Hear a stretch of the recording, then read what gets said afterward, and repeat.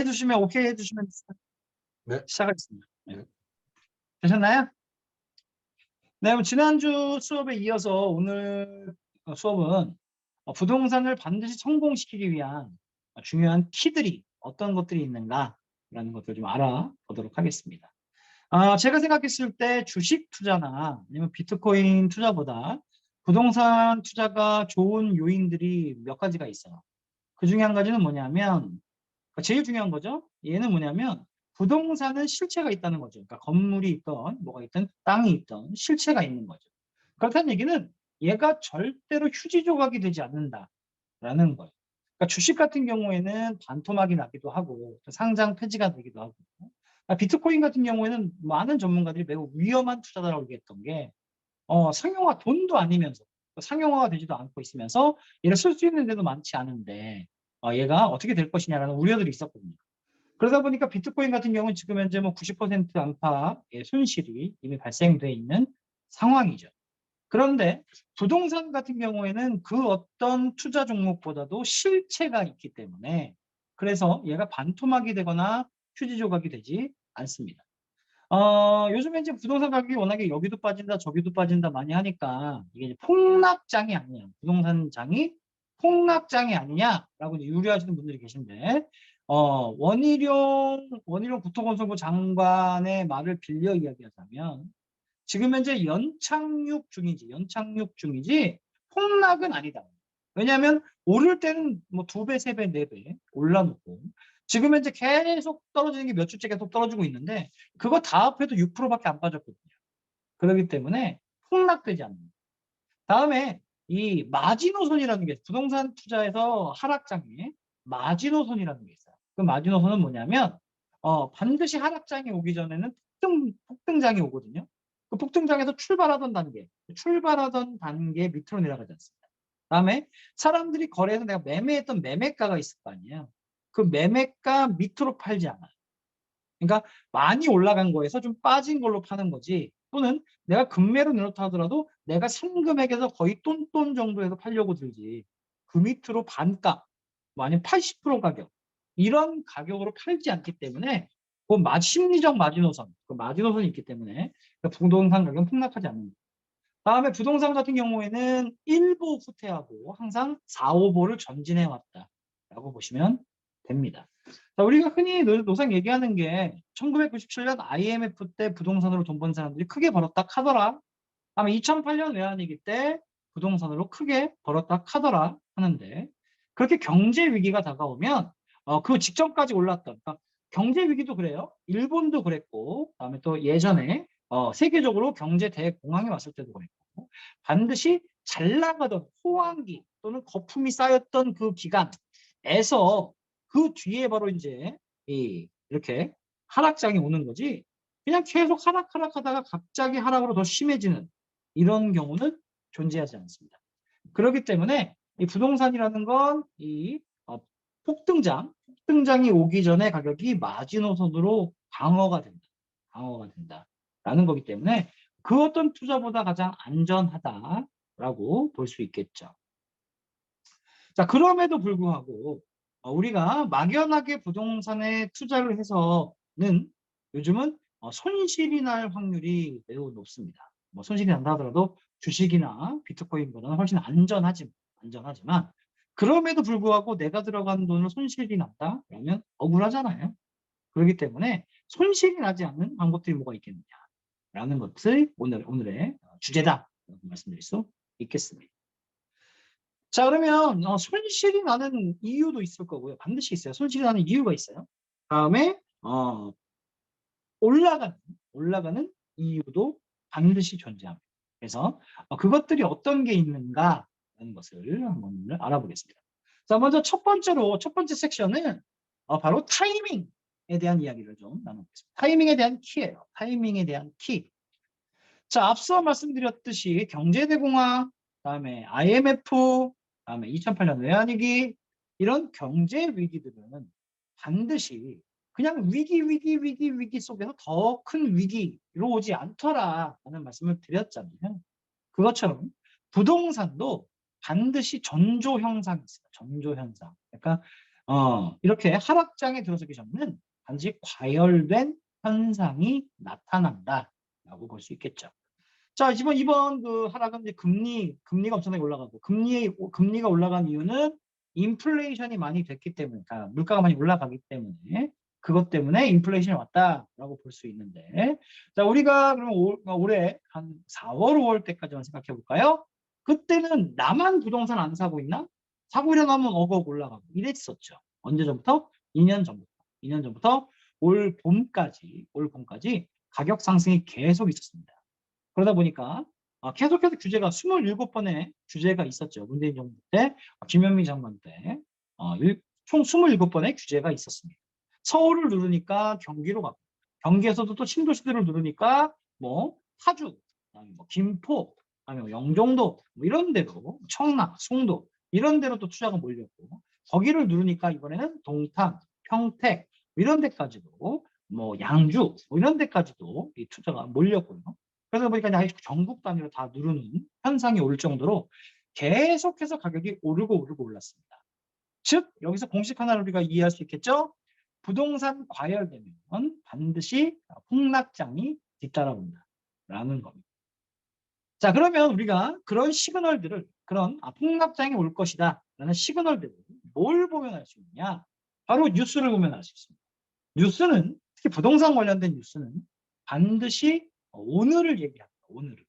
그런데 부동산은 오늘을 보고 들어가는 게 아니라 출구 전략을 보고 들어가는 거거든요. 예를 들어 내가, 자, 부동산 돈이 버는 게 유동자산, 현금 또는 주식, 채권 뭐 이런 내가 현금화하기 쉬운 돈을 부동자산, 토지, 뭐 건물 뭐 이런 걸로 바꿨다가 다시 그거를 시세 차익을 보고 팔았을 때 내가 돈이 생기는 거잖아요.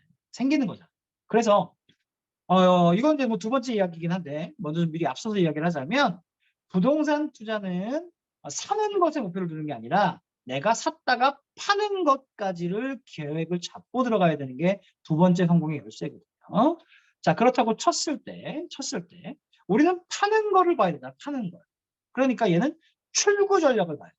그래서 타이밍을 볼 때는 들어가는 상황을 봐야 되는 게 아니라 출구를 봐야 되는데, 대부분 사람들이 부동산을 살까 말까 결정하는 게 오늘을 본단 말이에요. 그러니까 많은 정보를 뉴스를 통해서 듣거나 아니면 주변 지인을 통해서 듣거나, 그러면 주변 지인이 이렇게 얘기하죠. 너한테만 알려주는 정보야. 너만 알아. 고급 정보야. 근데 사실 알고 보면 나만 모르고 나만 빼고 주변에선 다 알던 정보다. 그리고 그런 정보가 뉴스에 나오고 모두가 떠들고 모두가 된다라고 하면 이미 벌써 먼저 들어간 사람은 과열됐을 때 손을 털고 나오더라. 그렇기 때문에 부동산을 반드시 성공하는 중요한 키, 첫 번째, 뉴스에 현혹되지 마시고 오늘을 보지 마시고 출구 시기, 내가 5년 뒤에 다시 현금화할 거야, 또는 뭐 2년 뒤에 현금화할 거야, 10년 뒤에 현금화를 할 거야 라고 정했다면, 10년 뒤에 현금할 거를 생각하셨다면 10년 뒤를 바라보시고 들어가야 돼요. 2년 뒤에 내가 현금화할 거라고 생각하셨다면 2년 뒤의 상황을 보고 들어가셔요. 그러면 자, 부동산이 과열됐던 시기에 우리가 산다라고 치면, 그러면 2년 뒤에 어떤 일이 벌어지는가를 생각하고 들어가야 되겠죠. 자, 그런데 아까 말씀드렸듯이 과열 뒤에 뭐가 온다? 반드시 거품이 꺼지는 폭락장이 오더라. 이건 부동산 역사를 통해 계속 반복되어 오던 일이에요. 그러니까 누구나 예측이 가능하잖아. 그래서 과열돼서 나만 안 사는 거 아닌가, 자고 일어나면 억이 오르고 자고 일어나면 억이 오른다는 것은 그때 가지고 있던 부동산을 처분해야 되는 시기지. 그때 땡빛을 얻어서 대출을 이빠이 받아서 그래서 들어가야 되는 시기가 아니더라라는 거예요. 뉴스를 보시면 2030 영끌 세대들이 지금 난리가 났다. 그리고 얼마 전에 서울대 교수가 이미 2030 세대들이 영끌에서 들어갔다면 얘를 팔 생각을 하지 말고, 손을 털고 저가로 팔 생각을 하지 말고 어떻게 해서든 버텨라 라고 얘기하잖아요. 버텨야 돼요. 왜 버텨야 됩니까? 그러니까 지금 현재 시기는 과열기간이라 뭐예요? 침체기죠. 침체기예요. 그럼 침체기 다음에 뭐가 와요? 다시 과열기가 오나요? 아니면 더 큰 침체기가 오나요? 그러지 않습니다. 침체기가 오면 다시 회복기가 오고 회복기가 오고 나면 다시 이제 상승장이 들어섭니다. 부동산은 늘 1보 후퇴하고 4보, 5보 전진하기 때문에 지금 현재 2년 전에 또는 1년 전에 아니면 올 봄에 들어갔던 2030 영끌 세대라고 한다면 지금 내가 그때 부동산 투자를 했다고 친다면 어떻게든 버텨야 돼요. 내가 지금 벌고 있는 돈에서 이자 내는 게 감당이 안 된다고 하면 투잡, 쓰리잡 뛰어야 됩니다. 투잡, 쓰리잡을 뭐 2년간, 3년간 뛰시라는 얘기가 아니라요. 이거 올 상반기 정도에는 다시 바로 이제 회복기로 더 접어들게 되거든요. 그래서 버티셔야 된다라고 서울대 교수가 이야기를 한 겁니다. 자, 이렇게 우리는 오늘을 보고 들어가면 그러니까 부동산 실패의 키는요. 반대로 얘기하면 부동산 실패의 키 오늘을 보고 들어가면 뉴스를 보고 들어가면 주변 사람들이 이렇다 카더라라는 붐을 들고 들어가면 이미 파티는 끝났다. 이미 파티는 끝났다. 그 사람들 돈을 벌게 해주고 나는 그 사람들 탈출하게 만들고 그리고 내가 물리는 거다. 내가 물리는 거다. 그래서 오늘을 보지 마셔라. 출구 전략, 출구하는 시점을 보시고 들어가시라. 부동산은 오늘을 보고 투자하는 게 아니라 미래를 보고 투자하는 거다. 이게 성공 열쇠의 첫 번째, 타이밍에 대한 열쇠 첫 번째다라는 거예요. 자, 이번 두 번째 열쇠는 물건지를 보는 안목인데 예전에는 경제 성장률이 워낙에 좋았기 때문에 아무데나 사도 올랐어요. 자, 경제가 성장이 되면 월급도 오르고요. 다음에 물건의 질도 좋아지겠죠. 물건값도 올라요. 그러면 그동안 꾸준히 해왔던 게 뭐냐면 물건값이 올라가고 또 매출이 올라가고 월급이 올라갔던 시대였어요. 그러다 보니까 결국 반대로 돈의 가치는 하락을 하는 거죠. 우리가 10년 전의 돈의 가치, 20년 전의 돈의 가치, 30년 전의 돈의 가치를 보면 돈의 가치는 빠르게 하락해왔어요. 그렇기 때문에 부동산 아무데나 사도 경제가 성장되고 있고 물건의 가격은 올라가고 있는 상황이기 때문에 아무데나 사도 올랐던 시절이 분명히 존재합니다. 자, 그런데 이제 앞으로는 이유 없이 오르지 않아요. 우리나라의 경제 성장률이 앞으로 많아야 3% 아니면 마이너스 성장이 안 되면 다행인 시절이에요. 자, 경제 성장률이 이렇게 적게 올라간다는 얘기는 앞으로 건물의 가격이 특히 부동산의 가격이 크게 오르기 힘들어요. 아무런 이유가 없이 그냥 올라간다면 물가 상승률만 올라가도 다행이에요. 그러니까 매년 3% 정도의 가격만 올라가면 다행인데 얘가 부동산이 금과 다른 거는 늙어간다는 거예요. 감가상각이 된다는 거죠. 감가상각. 그리고 사람의 인생보다 건물의 인생이 더 짧아요. 한 15년, 20년만 지나도 얘는 되게 낡은 집이 돼버립니다. 감가상각이 발생하죠. 그러면 3%씩 올라가는 금액보다 감가상각으로 떨어지는 금액이 더 커요. 그렇기 때문에 내가 산 매매가로 나중에 3년 뒤에, 5년 뒤에, 10년 뒤에 팔았을 때 그 매매가를 지키면서 파는 게 쉽지 않다. 그렇다고 한다면 월세를 내가 수익률 5%, 6% 받아가면서 월세 받아봤자 감가상각과 물가상각 상승률을 합쳐버리면 내가 받은 돈이 그냥 플러스 마이너스 제로밖에 안 돼요. 즉 투자해봤자 은행 이자도 못 따라갑니다. 월세 받아봤자 은행 이자도 못 따라갑니다. 그럼 부동산 투자가 아니고 은행에다가 돈을 넣는 게 더 낫겠느냐? 그렇지 않습니다. 이 부동산이 금에다 투자하는 거는 은행 이자를 받는 것보다 좋은 이유가 하나 있어요. 딱 좋은 이유. 바로 하나가 뭐냐면 용도 변경. 금이 용도 변경되지 않잖아요. 은행 통장이 용도 변경되지 않잖아요. 그런데 부동산은 용도가 변경이 돼요. 거기서 시세 차익이 발생하죠. 다들 여기 인생을 좀 살아보신 분들이 계시니까 내가 어렸을 때 뛰어놀던 동네, 또는 내가 옛날에 가봤던 동네, 후졌던 동네가, 낡았던 동네가, 멀었던 동네가 확 변하는 거 아시죠? 확 변하는 동네들 찾아보면 이 동네가 이렇게 바뀌었어? 야, 여기가 이렇게 바뀌었어? 라는 동네가 반드시 있으실 거예요. 그럼 그 동네의 가격은 어떻게 됐을까요? 그 동네 가격은 엄청나게 많이 올랐겠죠. 그렇기 때문에 확 달라질 동네를 확 달라진 동네를 사시면 확 달라진 동네를 사시면 건물값은 떨어지고 감가상각으로 떨어지고 물가상승률만 올라가면서 월세 받는 게 플러스 마이너스 제로 그냥 내 돈이 그냥 머물러 있다라고 보시면 되고요. 확 달라질 동네. 두 번째 키워드, 확 달라질 동네를 사셔야 된다. 성공의 키워드는 확 달라질 동네를 사셔라. 이게 성공의 키, 두 번째 키고요. 실패의 키는 확 달라진 동네를 사십니다. 그러면 실패합니다. 제가 예시로 지금 들어드리고 있는 이 예시들은 제가 상상으로 말씀드린 게 아니라 실제로 상담을 통한 사례들이다라고 보면 되겠는데요. 잠실에 오피스텔을 세 채를 가지고 계신 상담 받으신 고객이 있으세요. 이분이 7년 전에 잠실에 오피스텔을 사셨고요. 공실 없이 월세를 따박따박 잘 받았어요. 오피스텔이 잠실에 있는 거니까 싸지 않겠죠. 비싼 오피스텔이에요. 돈도 있으신 분이고. 그런데 이걸 이제 매매하고 싶은데, 현금화해서 쓰고 싶은데, 그 7년이라는 시간 동안에 물가 상승률 정도만 겨우 올랐고요. 그것도 매매가로 내놨는데, 그러니까 매매가로 내놨다는 건 7년 동안에 물가 상승분을 반영 못했다는 얘기죠. 물가 올랐습니다. 그러니까 현금의 가치는 7년 동안 빠진 겁니다. 빠진 건데, 내가 매매했던 가격으로 내놨는데 이미 10개월이 넘도록 매매가 이루어지지 않아요. 왜냐하면 잠실에 새로운 오피스텔들이 계속 생기거든요. 생겼거든요. 매매는 대부분 다 2년차, 3년차 된 오피스텔들이나 매매가 되지. 매매가 이미 벌써 5년이 넘어서 7년차 정도가 넘어가면 그건 이미 낡은 오피스텔이에요. 그러면 그거를 현금화하고 싶으면 가격을 빼야 됩니다. 매매가 밑으로 늙은 만큼 감가상각 부분을 빼야 돼.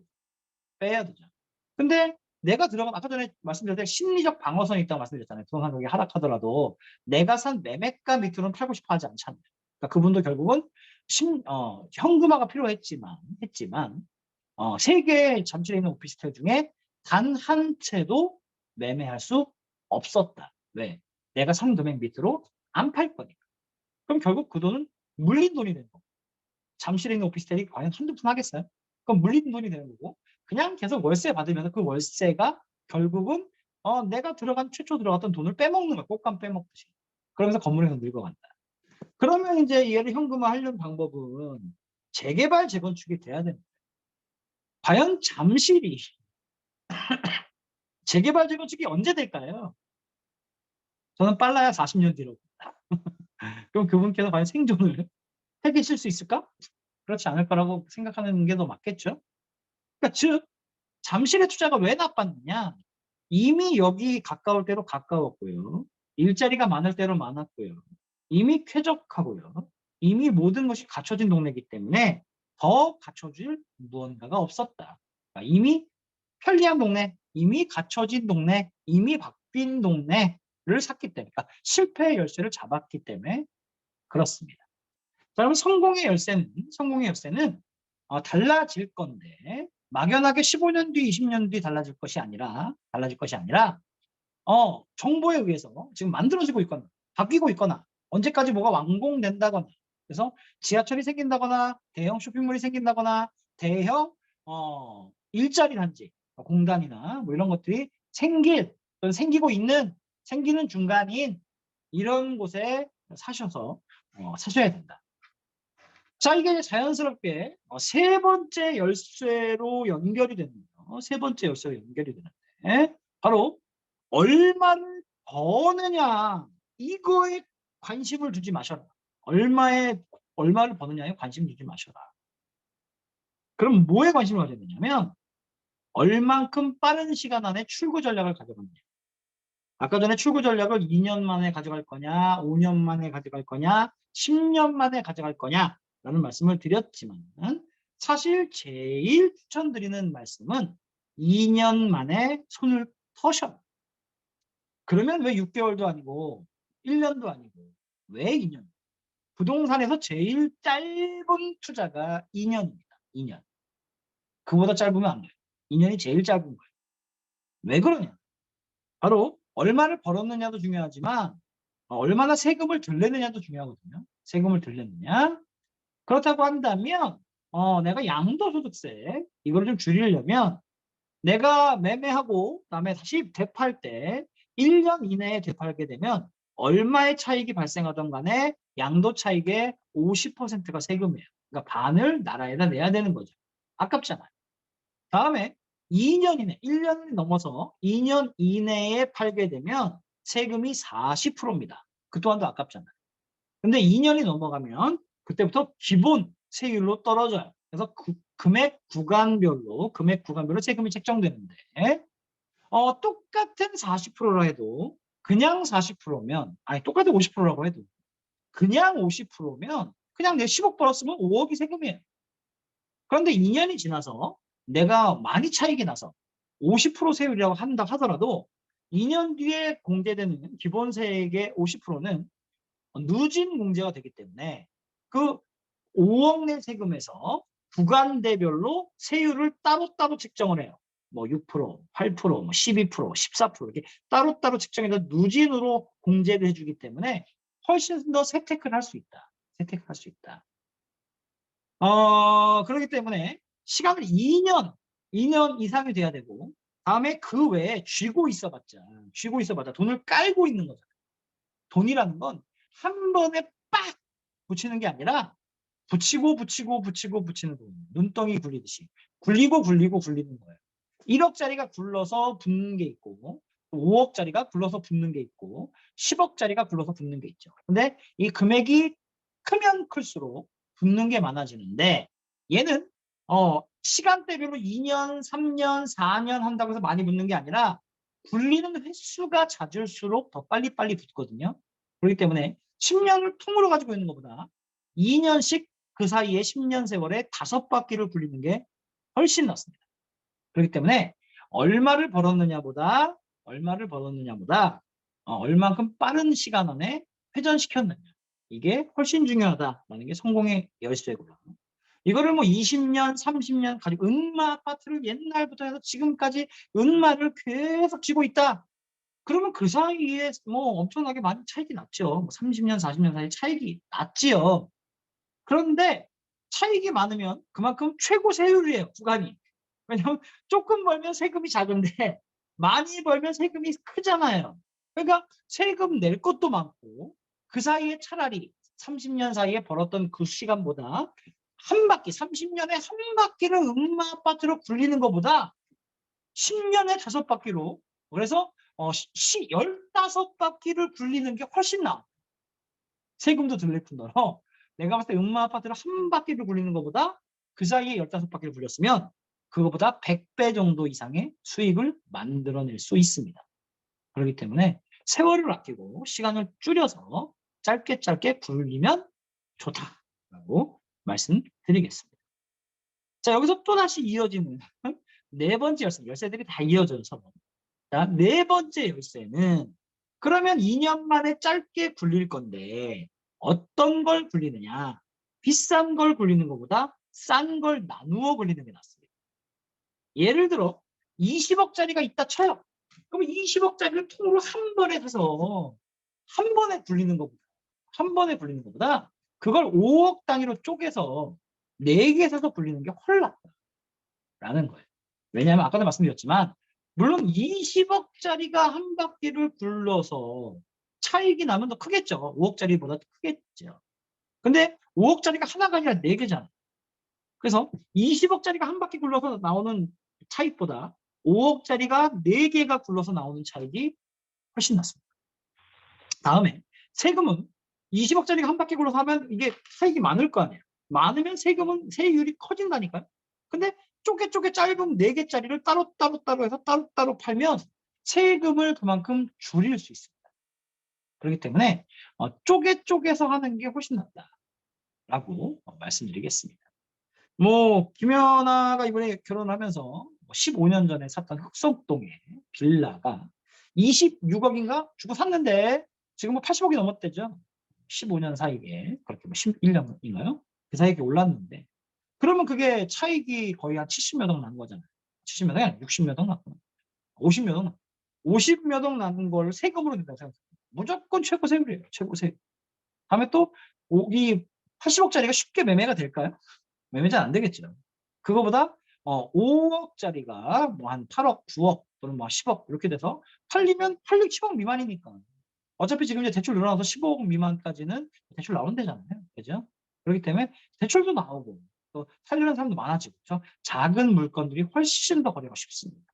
그래서 거래도 쉽고 세금도 적고 또 시간도 파는 시간도 짧게 할 수 있기 때문에 그래서 쪼개 하는 게 훨씬 낫다고 말씀드리겠습니다. 이게 성공의 열쇠 네 번째 키라고 말씀드리겠습니다. 자, 다시 한번 정리해드리면 자, 첫 번째 키. 자, 첫 번째 키는 자, 바로 미래를 보고 투자해라. 출구 전략을 가지고 투자해라. 라는 거. 오늘을 보고 투자하지 마셔라. 오늘의 흐름에 휩싸이지 마셔라. 라는 거고요. 그러니까 지금의 키는 지금은 이제 너무 좋은 게 뭐냐면 일보 전진을 한 상태예요. 일보 후퇴를 한 상태죠. 일보 후퇴를 한 상태이기 때문에 앞으로 전진할 일만 남니다.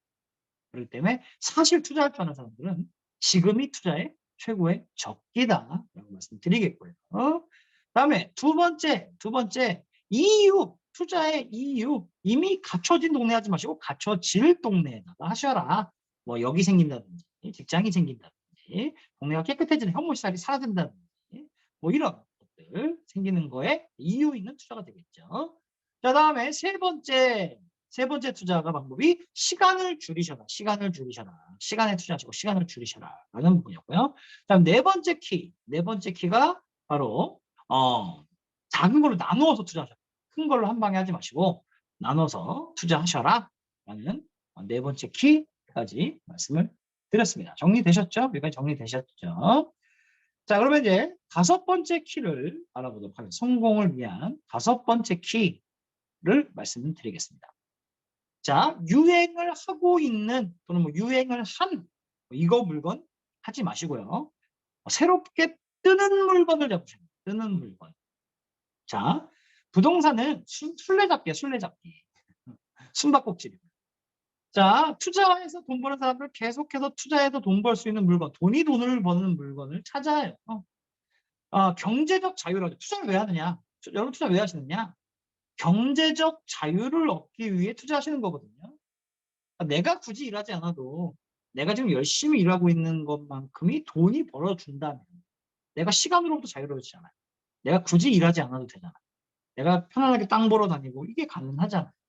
그렇기 때문에 또 취미 활동 가능하고 취미를 잡으러 다니셔도 되고 그거 하려고 경제적 자유를 얻으려고 하는 거잖아요. 그래서 투자하시는 건데 자, 그런데 이 투자를 하면서 내가 너무 유행하는 거 이걸 쫓아가시면요. 유행은 이미 벌써 규제가 따라요. 그러니까 너도 나도 돈 번다가 되잖아요. 그럼 반드시 규제가 와요. 그래서 새롭게 투자돼서 만들어지는 종목으로 가셔야 돼요. 이게 무슨 얘기냐면 부동산으로 누가 벌었다 카더라 하면 반드시 유행이 돼요. 대한민국이 사업도 그렇고요. 옛날에 PC방 엄청 생겼잖아요. 옛날에 노래방 엄청 생겼잖아요. 옛날에 2층에 골목마다 다 치과였잖아요. 유행이 있어요. 돈 번다 카더라. 대학도 유행이 있고요. 직업도 유행이 있고요. 사업도 유행이 있어요. 그 유행 따라 뒤늦게 가면 돈 버나요? 못 벌죠? 그거하고 똑같습니다. 부동산도 뭔가 무슨 종목으로 돈을 벌었다 카더라 하면 반드시 규제가 따라.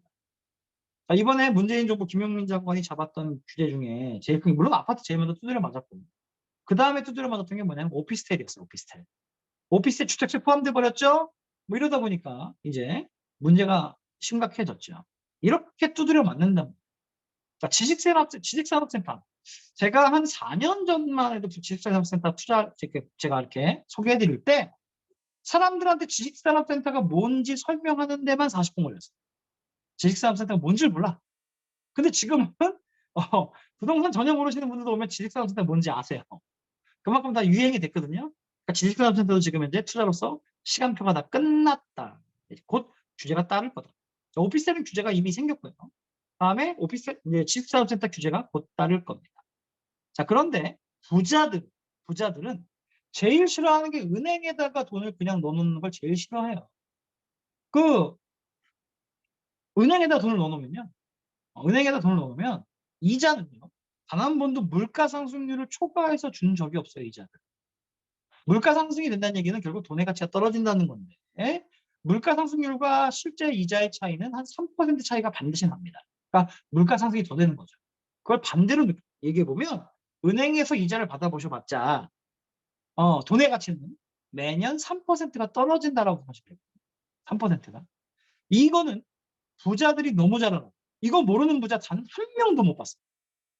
그래서 은행에다가 돈을 이제 저축을 하는, 적금을 드는 부자들은 이유가 하나예요. 부자들은 전부 다 자기 자산만 갖고 있지 않거든요. 그래서 대출을 어마어마하게 이렇게 사업하시는 분들, 자기 돈으로 사업하지 않거든요. 대출 되게 많아요. 그럼 은행에서 대출 받을 때 그냥 대출 안 해줘요.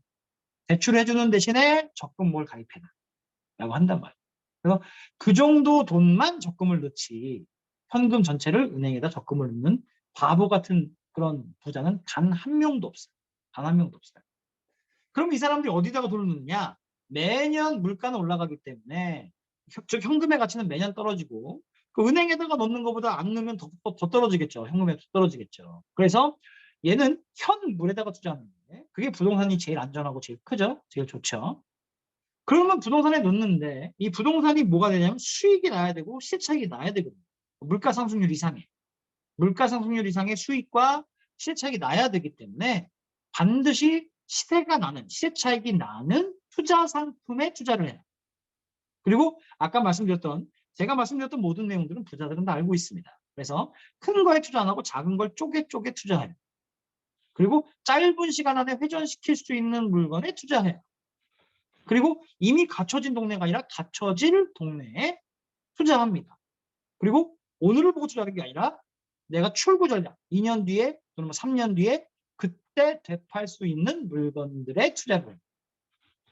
그런데 이 사람들은 그러면 규제받지 않고 요즘 막 뜨고 있는 이 부자들이 사업하는 것도 그렇거든요. 사업에 투자하는 것도 그렇거든요. 이미 유행하고 있는 사업에다 투자 안 해요. 앞으로 2, 3년 내에 뜰 사업에 투자, 뜰 사업. 그래서 이 사람은 부동산도 2, 3년 내에 뜰 수 있는 종목에 투자해요. 그러면 이거 같은 경우는 이미 벌써 수요가 있는 거잖아요. 그런 걸 찾잖아요. 그러면 건설사든 시행사든 이 고객의 니즈를 기가 막히게 합니다. 왜냐하면 시행사가 부도가 나면 1, 2억 부도가 나는 게 아니에요. 1,000억, 2,000억이 부도가 나요. 1,000억, 2,000억. 그럼 자기 인생에 1,000억, 2,000억 거기에 빚을 지면 이게 감당이 되겠어요? 감당이 안 되겠죠. 그러니까 시행사 공부 엄청 합니다. 어떤 물건을 어느 지역에 뭘 공급해야 이게 돈이 되고 잘 팔릴지를 정말 공부 열심히 하거든요. 그러면 부자들의 수요가 있잖아요. 그 수요가 찾는 저렴하면서 작게 나누어지고 저렴하면서 현재 규제로부터 벗어나 있는 이러한 물건을 찾는단 말이에요. 그러면 수요가 있다는 얘기는 그거를 발빠르게 공급하는 사람들이 있겠죠. 그리고 부동산 건설업, 부동산 시행하는 시행업 자체도 또 하나의 시장이에요. 그리고 그들만의 리그고 그들만의 정보를 회장단끼리는 서로 술 마시면서 골프 치면서 정보를 교환합니다. 그래서 어디다가 어떤 종목에 무언가를 만들었더니 이렇게 잘 되더라 라는 정보를 교환하거든요. 그래서 오피스텔이 막히자 그 대안책으로 제시됐던 것이 생활형 숙박시설이었고요. 생활형 숙박시설은 저는 성공할 수 있는 자리는 실제로 관광객이 많이 모이는 자리, 특히 외국인 관광객이 많이 모이는 자리 성공한다 보고요. 내국인한테 주거를 푼다? 라고 하면 어렵습니다. 근데 한때 생활형 숙박시설을 내국인한테 주거를 풀어서 재미들을 보셨어요. 한 10년 됐죠. 그래서 먼저 들어가신 분은 재미를 보셨고요. 요즘에 생활형 숙박시설 주거 된다고 하셨다가 과태료 엄청나게 두드려 맞으신 분들 계시죠. 끝물이기 때문에. 지산도 그렇게 과태료 두드려 맞을 수 있습니다. 분명히 말씀드렸어요. 지산 두드려 맞을 수 있어요. 자, 그래서 섹션 오피스로 그 다음으로 넘어갑니다. 섹션 오피스. 근데 섹션 오피스는 인허가가 잘 안 나요. 중심사업자가 내야 되는데 나눠서 그 섹션 지산 같은 경우에는 지식산업센터 같은 경우는 중심상업지역이 아니라 업무지원 시설에 들어가기 때문에 허가가 잘 나는 편입니다. 섹션 오피스는 허가가 나는 게 쉽지 않아요. 또 중심상업지역이라는 게 기존의 상업지역이 있는 데가 중심상업지역이지 신규로 중심상업지역이 특히 역세권이 새로 들어서면서 중심상업지역이 만들어지는 자리가 그렇게 널리지 않았거든요. 흔치 않거든요. 그러니까 섹션 오피스에 투자할 수 있는 물건을 찾는 게 쉽지 않습니다. 그래서 계속 수요도 있고 잘 되는 상품이 섹션 오피스이긴 하지만 얘가 생각처럼 쉽게 물건이 많지 않더라라는 거예요. 다음에 수요 자체도 주거 수요가 아무래도 많거든요. 주거 수요가 압도적으로 많아요. 오피스에 대한 수요보다. 그러다 보니까 아무래도 수요도 그렇게 많지 않더라라는 겁니다. 자, 그다음에 이제 나온 게 뭐냐면 지식산업센터죠. 아까도 위험하다 계속 말씀드렸지만 여러분들 보면 동네마다 뭐 신도시마다 지식산업센터는 요즘 엄청 짓잖아요. SK뷰 그다음에 또 뭐 대우의 유원 또 뭐가 있노? 그저 건설사마다 다 브랜드로 해서 현대 테라타워 뭐 엄청 짓습니다. 요즘에. 왜 엄청 질까요? 지산이 유행이라서? 뭐 그것도 있지만 제가 봤을 때 아파트 하면 요즘에 뭐 이거 실거주 10년 해야 되죠. 대출 잘 안 나오죠. 뭐 매매 잘 안 되죠. 또 워낙에 많아지니까 요즘 슬슬 공실나기 시작하죠. 미분양되기 시작하죠. 아파트가 안 되는 거예요, 분양이 잘. 그러다 보니까 이제 오피스텔 짓다가 오피스텔 막혔죠. 요즘 짓는 오피스텔 대다수가 100세대 미만, 전매가 가능한 이런 오피스텔만 이제 나오고 있는 상황이라고 볼 수 있어요. 자, 그러다 보니까 인허가 잘 나면서 그래도 좀 잘 팔리는 유행 타고 있는, 유행하는 지식산업센터들을 우후죽순 짓는 거예요, 우후죽순. 자, 노래방 사업이 망하고, 그다음에 PC방 사업이 망하고, 치과 사업이 망하고, 변호사 사업들이 망하는 이유가 뭔지 아세요? 잘 된다 하니까 한의사 망하고, 잘 된다 하니까 너도 나도 그냥 우후죽순 생기는 거야. 우후죽순. 과잉 공급이죠. 과잉 공급. 그게 문제예요. 그게. 지산 왜 위험하냐? 공급이 과잉되기 시작했습니다. 오피스텔도 문제가 생긴 게 과잉 공급 때문이에요. 과잉 공급. 과잉 공급 때문이었어요. 그래서 혹시 지금 이제 뭐 사업하시는 분을 보면 유행을 선도할 사업을 먼저 들어가셔서 유행할 때 빠져나오시면 돼요. 사업체 정리하고 권리금 넣고 하시면 제일 나이스합니다. 자, 그것처럼 자, 지산은 이제 유행이 갔고요. 주산 유행 갔고. 그 다음에 나온 게 뭐냐면 그러니까 지산 같은 경우에는 또 왜 불법이냐면 실제로 내가 4차 산업을 하고 지식산업을 하시는 분들이 내가 쓰라고 들어가는 거고 그래서 대출이 잘 나오는 거예요. 정부 대출이. 사업체로 보니까. 그런데 사업하시는 분이 뭐 저 벤처기업 새로 여시는 분들이 뭐 이렇게 널렸나요? 널리지 않죠. 뭐 어느 동네나 막 지산이 5-6개씩 다 생기는데 한 개 지산마다 전부 다 2,000세대, 3,000세대 이런데 과연 그게 그만큼 우리가 창업하시는 분들이 많으세요? 아니잖아요. 그러다 보니까 지산 업종 제한도 있고요. 업종 제한이 있고 다음에 또 자기 돈만 대서 사기 힘들잖아요. 다 뭐 월세 들어가고 싶잖아. 그러다 보니까 부동산 임대업을 몰래 하는 거예요. 그래서 그 또한 불법입니다. 지산은. 자, 그러다 보니까 이제 우려가 된다라는 거예요. 자, 그러면 앞서 말씀드렸던 섹션 오피스. 섹션 오피스의 단점이 뭐냐면 사람들의 그 수요가 거주 수요가 많다고 했잖아요. 근데 섹션 오피스는 거주가 안 되거든요. 안에 뭐 욕실, 화장실도 없고 뭐 침실도 없고 뭐 이러기 때문에. 그래서 오피스, 섹션 오피스처럼 작은 오피스인데 거기에다가 이제 쓱 침실을 넣어. 그럼 하는 얘기는 사업하는 거야. 얘는 주거가 아니야. 사업체인데 야근이 잦잖아. 우리나라 사람 야근이 잦잖아. 그러니까 거기서 잠시 눈 붙이고 잠자라고 만든 업무 시설의 하나의 필요 시설이야 하면서 라이브 오피스라는 게 4세대로 만들어집니다. 그게 네 번째 세대예요. 라이브 오피스라는 게.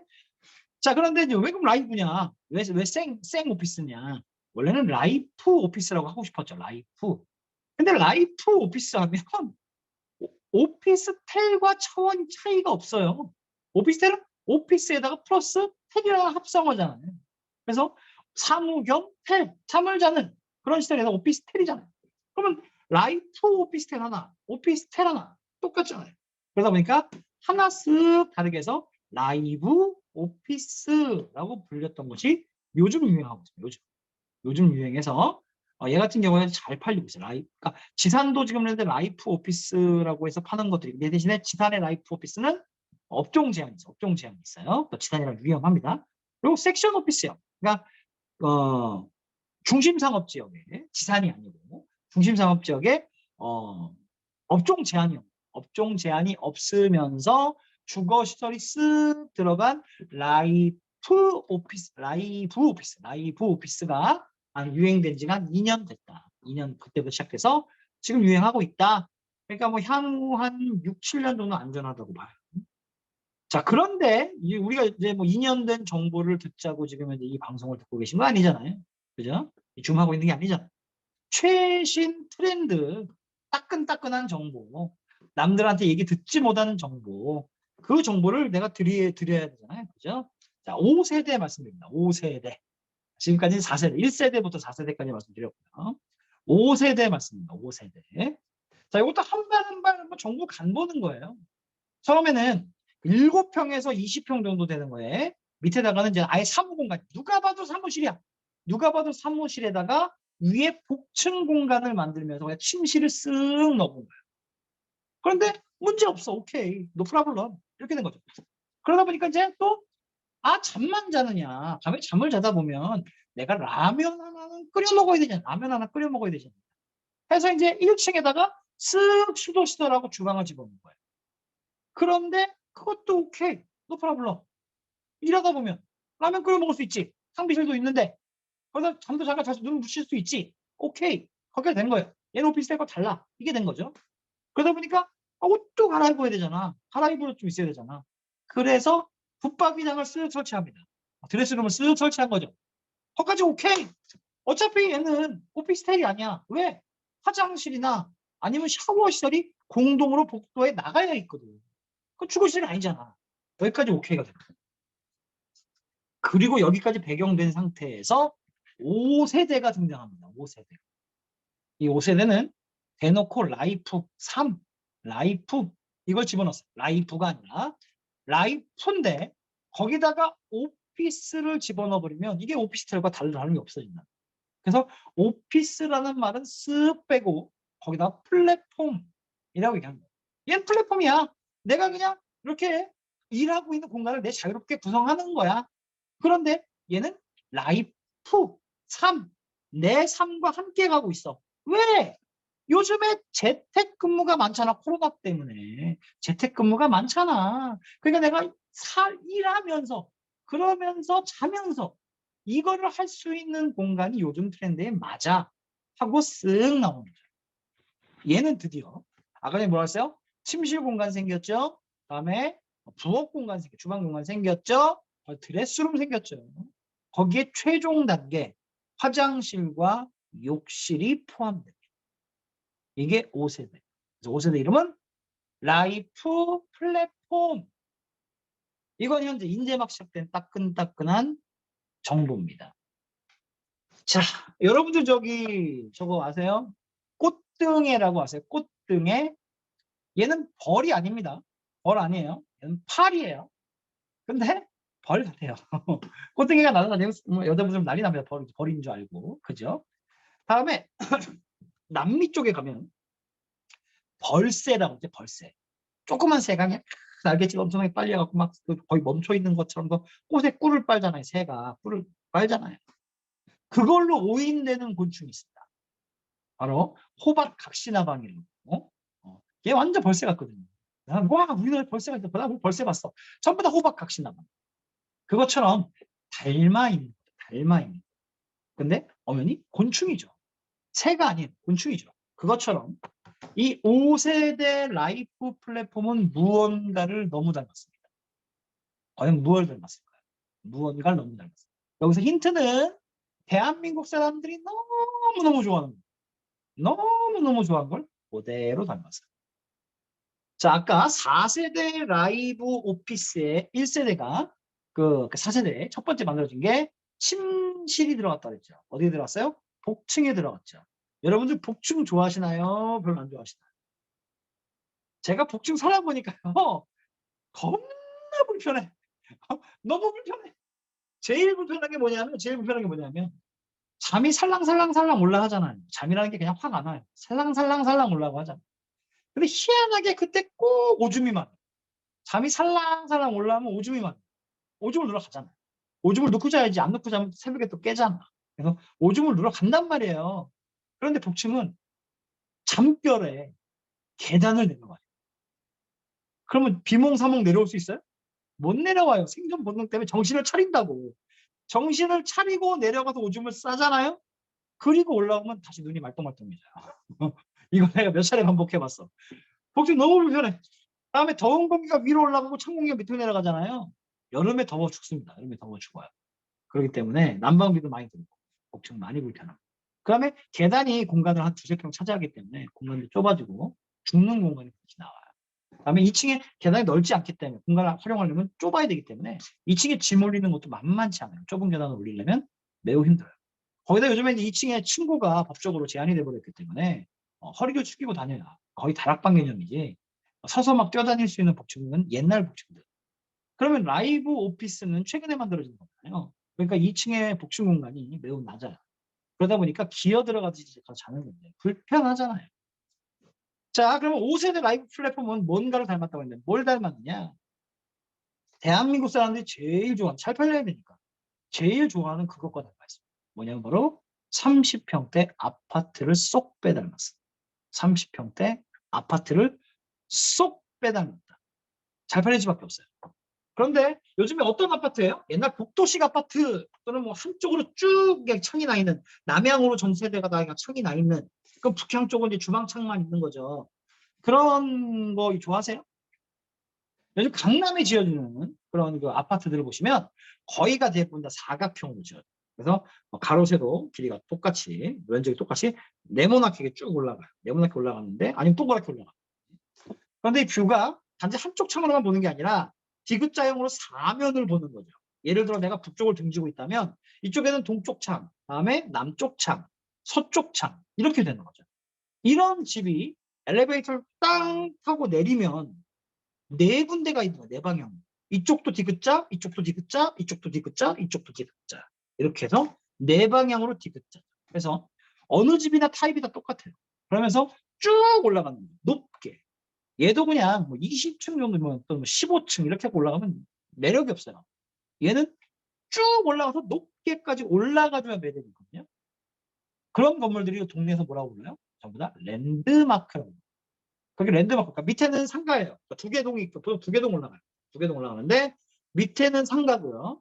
위로는 두 개동이 쫙 올라가는 거죠. 높게 초고층으로 두 개가 쫙 올라가는데 동서남북 네 방향으로 해서 총 8개, 한 층에 8개짜리가 두 건물, 한 건물당 4개씩 이렇게 올라가는 게 트렌드인데, 그렇게 하면 창이 안방만 하더라도 보통 뭐 이제 두 군데 창이 나오고 기역자 창이 나오겠죠. 또 저쪽에 작은 방 기역자 창이 나오겠죠.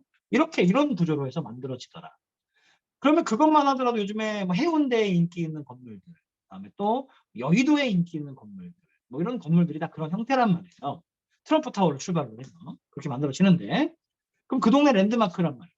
그럼 외관이 랜드마크, 뷰가 그렇게 기가 막힌데, 그럼 안에가 밸런스를 맞추려면 어떻게 밸런스 맞추려면 자재가 기가 막히게 좋아져요. 자재가.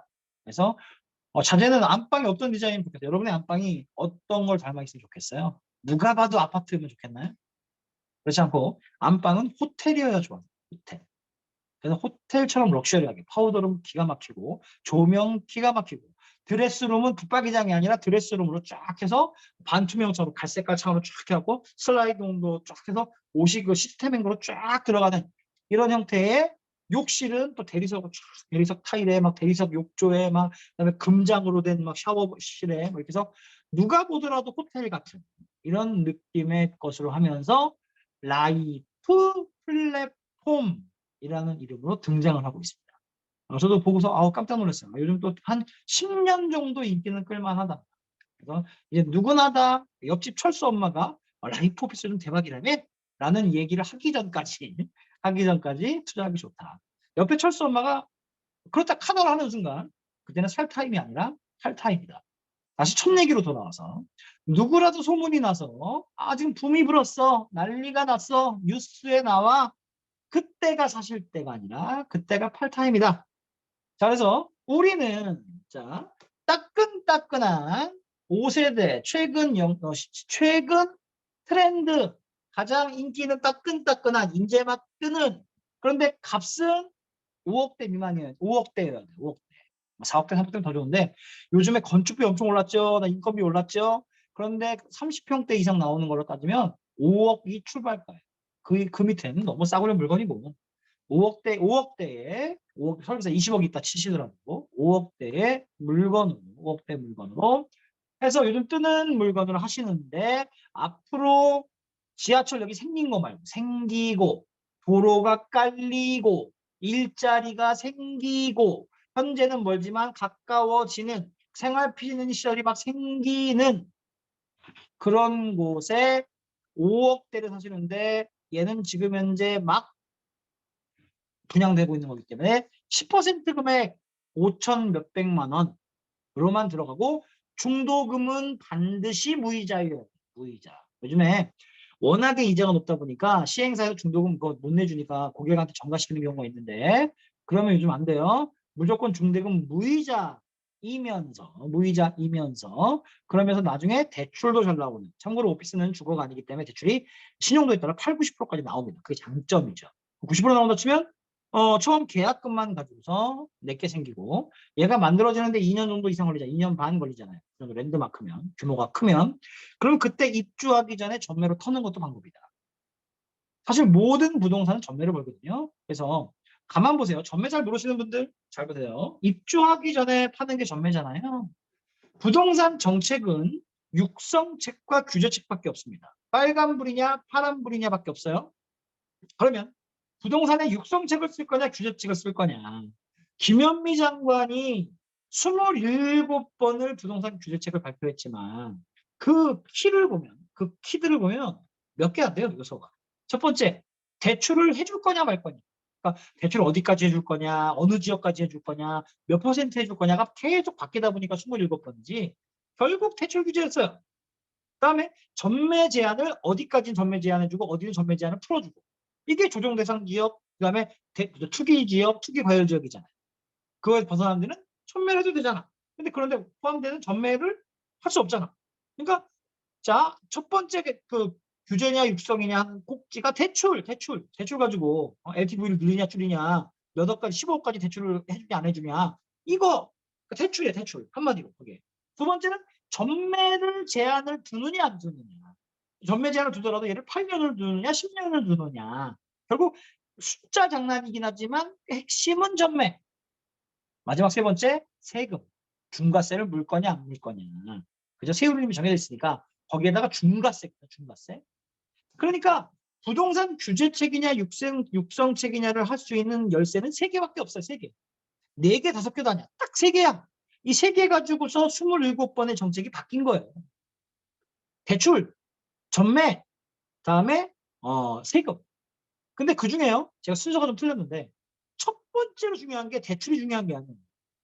부동산 정책할 때 보시면 자 조정 대상 지역, 그다음에 대출 아니 투기 과열지구, 그다음에 투기지구 이거를 나누는 첫 번째 꼭지가 대출이 아니었다니까요. 전매입니다. 전매. 모든 부동산은 전매로 보는 거예요. 자, 그래서 5억 얼마짜리 투자하시는데 전매하신다. 지금 10% 계약금만 있으면 되잖아요. 그럼 부가가치세도 환급 받잖아. 그 상태에서 취득세 내기 전에 얘를 분양권을 팔아 넘기는 거죠. 언제? 2년 이후에. 그게 제일 좋은 타임이고. 그런데 내가 지하철 그 개통 시기가 조금 2년이 지났는데 2년이 넘어서도 또 입주해야 되는데 부동산 지하철 개통이 좀 남았어 시간이. 이거 하나 개통되면 더 오를 것 같아. 예를 들어 신분당선이 연결이 돼. 홈이시에서부터 다 연결이 된다 쳐. 그러면 가지고 있어야 되잖아. 1년이나 가지고 있어야 입주하고. 그러면 취등록세 내고 그냥 취등록세 내는 것보다 더 오를 거니까. 그리고 지하철 개통할 때까지 쥐고 있단 말이죠. 어떤 걸로 쥐고 있어요? 월세를 주던 전세를 주던. 그러니까 부동산 투자에서 월세 받아야지 이게 중요한 게 아니라니까요. 자, 월세와 전세의 정확한 목적은 전세를 내는 목적은 내가 5억을 전체를 다 넣는 게 아니라 80% 전세를 받아서 20% 5억 중에 20%만 내 돈으로 들어가 1억만 내 돈으로 들어가고 4억은 전세 자금 넣는 거예요. 그래서 5억짜리 투자하더라도 실제 내가 들어가는 돈은 1억만 들어가는 거예요. 1억만. 그럼 내가 5억 가지고 있으면 내 돈으로 다 들어가려면 5억이 다 필요하지만 전세를 넣으면 1억만 있고 내가 5억이 있으면 이걸 5채를 사잖아. 그러면 한 채에서 나는 차익이 예를 들어 4억이라고 치면 5억 가지고 한 채 사면 내가 4억밖에 못 먹지만 이거를 전세로 80% 전세로 다 맞춘다고 치면 5채 사잖아. 한 채당 4억씩 번다고 치면 20억을 벌죠. 그러면 4억하고 20억하고는 하늘과 땅 차이 아니에요? 똑같은 2년 더 있는 건데. 그래서 내가 입주 때까지 2년 지나고 지하철 개통이 2년이 더 남았어. 이렇게 4년이 필요하잖아. 그중에 그 2년을 전세를 맞춰서 간다는 거죠. 그러면 내가 4억 벌 걸 20억을 벌 수 있잖아. 그죠? 이게 전세의 목적.